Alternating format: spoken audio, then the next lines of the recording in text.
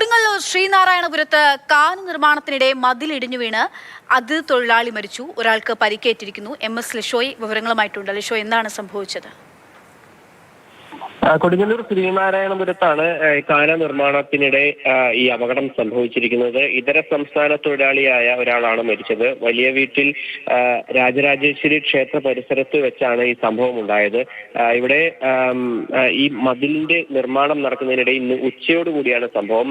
പശ്ചിമബംഗാൾ സ്വദേശിയായ മുഹമ്മദ് മൊഹാബുൾ എന്ന് പറയുന്ന വ്യക്തിയാണ് മരിച്ചത്. 35 വയസ്സുള്ള വ്യക്തിയാണ്.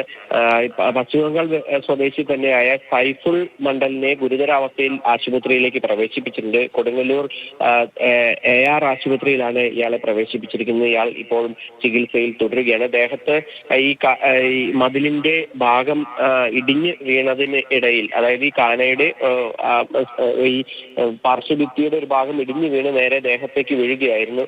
ആശുപത്രിയിലേക്ക് എത്തിച്ചെങ്കിലും ഈ പശ്ചിമബംഗാൾ സ്വദേശി മരിക്കുകയാണ് ഉണ്ടായത്. ഈ പരിക്കേറ്റ ആളുടെ നില ഇപ്പോഴും ഗുരുതരമായി തുടരുകയാണ്. ശരി, MS ലിഷോയാണ് വിവരങ്ങൾ നൽകുന്നത്. ഒരാൾക്ക് ജീവൻ നഷ്ടമായിരിക്കുന്നു. ഒരാളുടെ നില ഗുരുതരമായി തുടരുകയും ചെയ്യുന്നു.